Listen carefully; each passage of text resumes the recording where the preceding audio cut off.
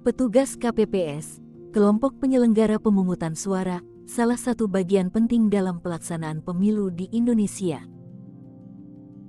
Secara umum, petugas KPPS bertanggung jawab atas semua proses pemungutan suara dari awal hingga akhir, dimulai dari persiapan, pelaksanaan, hingga penghitungan suara.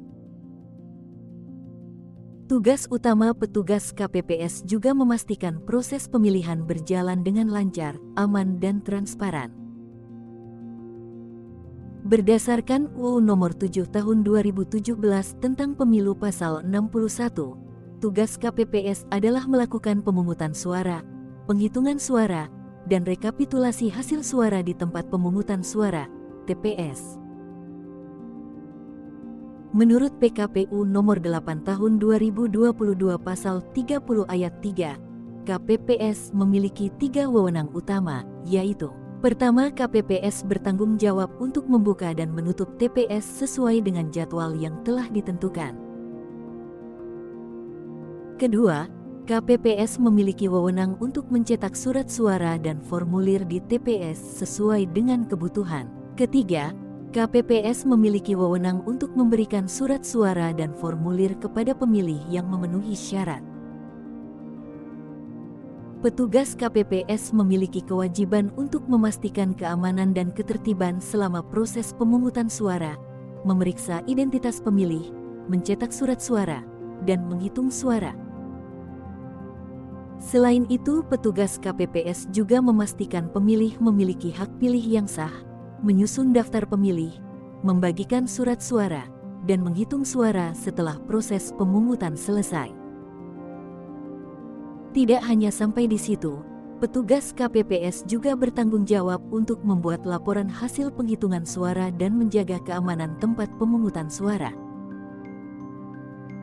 Tentunya untuk menjadi petugas KPPS ada syarat yang harus dipenuhi, yaitu warga negara Indonesia, berusia paling rendah 17 tahun pada saat penetapan susunan KPPS.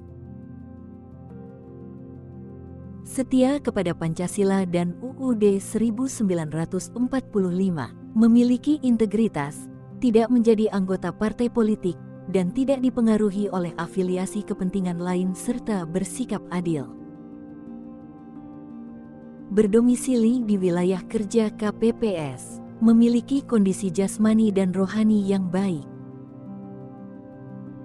mempunyai pendidikan setingkat sekolah menengah atas atau yang sederajat, dan tidak pernah dipenjara karena melakukan tindak pidana kejahatan.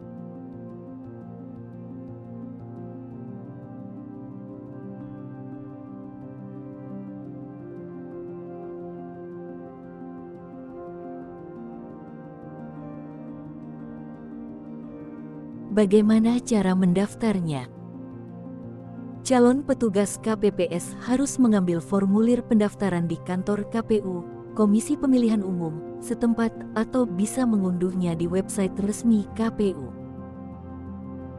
Kemudian, jika semua persyaratan sudah terpenuhi, calon anggota bisa mengirimkan berkas pendaftaran ke kantor KPU setempat sesuai dengan jadwal yang ditentukan. Berapa lama masa kerja petugas KPPS?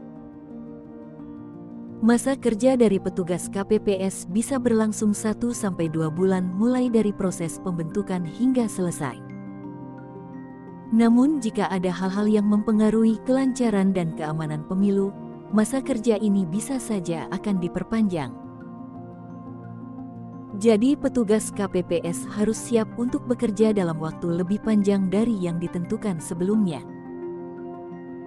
Berapa gaji petugas KPPS? Gaji yang akan diterima oleh petugas KPPS sesuai dengan Peraturan Komisi Pemilihan Umum (KPU) Nomor 14 Tahun 2019. Gaji ini terdiri dari beberapa komponen seperti honorarium, uang transport, dan penggantian biaya makan. Untuk besaran jumlah mungkin akan berbeda di setiap daerahnya karena ini merupakan keputusan KPU setempat. Namun besaran gaji petugas KPPS akan diumumkan pada saat perekrutan berlangsung.